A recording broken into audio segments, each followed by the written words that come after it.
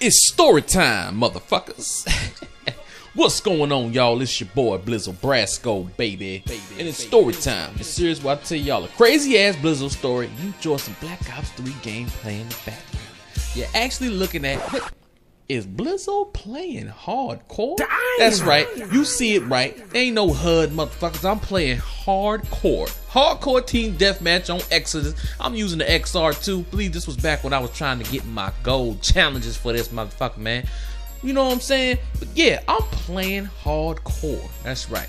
I do play hardcore from time to time, man. Somebody told me I was a bitch because I'll never play hardcore. So you know what? Let me see how good at hardcore I am. So here it is. But anyways, man, we're going to get right on into this story, man. You see in the title, man, the title of this story is Never Give Up. That's right, I'm switching gears a little bit. We're not talking about eating booty and chasing chicks and titties and ass and all that crazy shit we always talk about. I want to tell y'all the story about how I became a 911 dispatcher and eventually an assistant shift supervisor, man. Before I get into the story, if you are not subscribed to my channel, smack the shit out of that subscribe button, man. It's free entertainment. Who don't like free shit?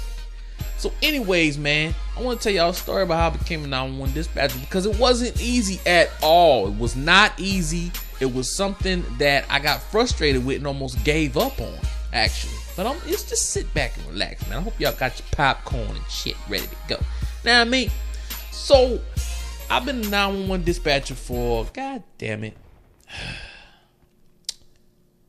I've been a 911 dispatcher for about a little over 6 years now, man. I enjoy my job. I love what I do. I love playing an intricate role and saving lives on the low. And I actually just recently got promoted to an assistant supervisor. Look at this dickhead. He's still in here. Free headshots. Got him.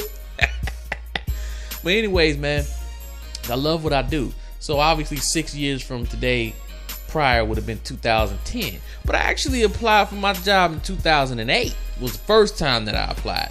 Yeah, 2008, man.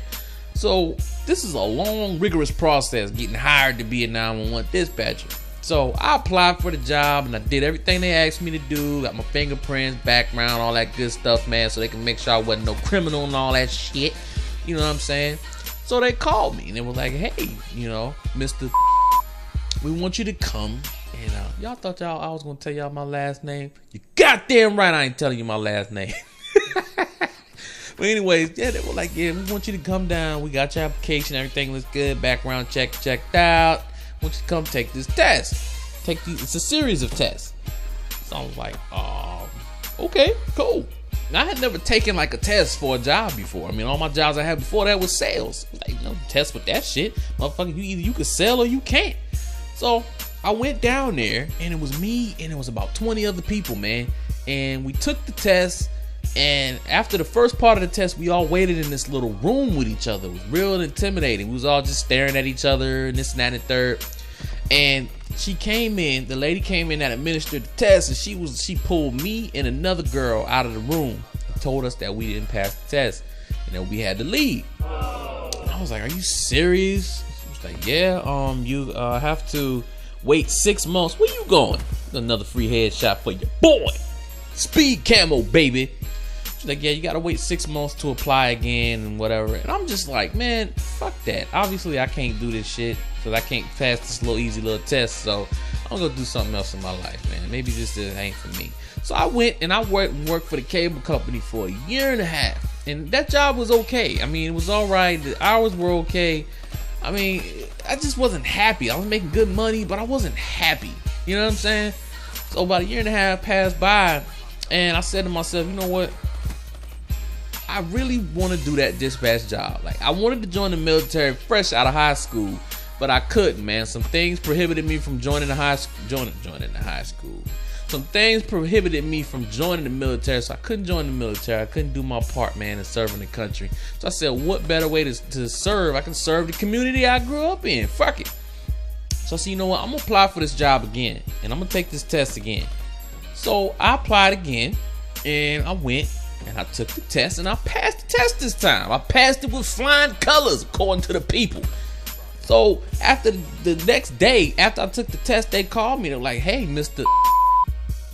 Ha! Fooled y'all ass again. I'm not telling y'all my last name, goddammit. Anyway, they were like, yeah, you know, you did good on your test. You know, we want you. What the? That's the one thing with hardcore. You be getting shot in the ass and shit. You don't know where them damn shots be coming from. You just be getting shot. Look at this motherfucker kill one of our teammates with a fucking launcher. You motherfucker, get your ass out of here. Drop that bitch. Stinking ass. So anyway, they called me down and I had an interview. I went down to the interview, man, and you know, they had a couple little practicals they did with me and a couple little exercises they did. Asked me, you know, the usual questions. It was a panel interview too.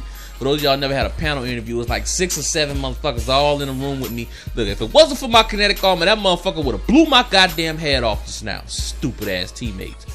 Anyway, so I left the interview thinking, oh, I hope I did good. And they called me same day. I was like, oh shit, maybe I did do good. But it wasn't to tell me I got the job. It was to tell me I had to come back for another interview. They wanted to do a second interview with your boy. So I'm just like, oh, okay, cool. I scheduled it for a week out. The very next day, I lost my voice. And it stayed gone for 3 days. I went back to the interview with no fucking voice, man. So I'm in this interview with these people, man, talking on the radio so they can hear my radio voice. And I ain't got no damn voice. I can't even talk. I'm whispering in the interview. It was embarrassing. I was like, I'm so sorry. We can reschedule. I lost my voice. I don't know what's going on. It's crazy. I'm like, no, it's cool. It's okay. We'll just get it. You're already here now. And I'm like, all right, cool.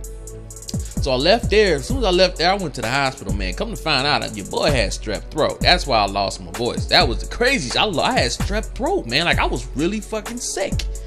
So anyway, about a month went by, man, and I finally got the call. Congratulations, you're hired. Can you start 2 weeks from now? Motherfucker, I can start 2 minutes from now if y'all need me to come in that bitch. Shit, I was so ready to get out of the cable company, man. So I went in, man, and my troubles didn't stop there, man. I got in there, and this was learning how to be a 911 dispatcher was one of the hardest fucking jobs I ever had to learn how to do. It was one of the hardest things, period, in life I ever had to learn how to do, man. It was so much to learn, and I was fucking up, man. When I first started, I was really fucking up. I was fucking up a lot of shit, man. I was doing bad. Like, I got to the point where I just got frustrated and said, you know what? I can't do this job, man. I can't do it. I'm messing up really bad. But you know, I sat back, man. I said, you know what? I need to buckle down. I need to study everything I need to study. I need to get with some of these dispatchers, these seasoned dispatchers, you know, and talk to them and figure out, you know, what I'm doing wrong and what I need to do to fix it. And that's what I did, man. I buckled down and I finally got through my training. I finally got officially signed off, completed my training, and became a full-fledged 911 dispatcher. But I didn't stop there, man. I decided, I said, you know what? I had a really good trainer. You know what I'm saying? My trainer was awesome. She showed me so much stuff, man. And I thank God that I met this woman, man. So I said, you know what? I want to become a trainer. I'm about to go ham on these motherfuckers right now, just so y'all know. I said, you know what? I want to become a trainer, and I want to train people. I want to make sure people get trained how to do this job the right way. So I found out what I needed to do to get certified to be a trainer, and that's what I did. I became a trainer at the 911 Dispatch Center, the same center where I was about to quit because I felt like I didn't know what I was doing. But I didn't stop there. Man. I got all the certifications that I needed to get, man. And I just sat back and I observed and I learned and I did everything I needed to do. And an assistant supervisor position came open. I applied for that motherfucker and I got the job. So now you are talking to Mr. Blizzo Brasco, assistant shift supervisor at the 911 Dispatch Center. And all because I didn't give up, man. I didn't give up on what I wanted to do. I set my mind to something, man, and I did it. You know what I'm saying? And I did it, and I did it real well. Just like I did these motherfuckers in this hardcore match 176. We whooped that ass just now. If y'all enjoyed this story, make sure you leave a like below. Make sure you comment below. If you got a similar story, let me know down in the comments, man. 40-11, hardcore team deathmatch. It's your boy Blizzo Brasco, and I'm out this motherfucker.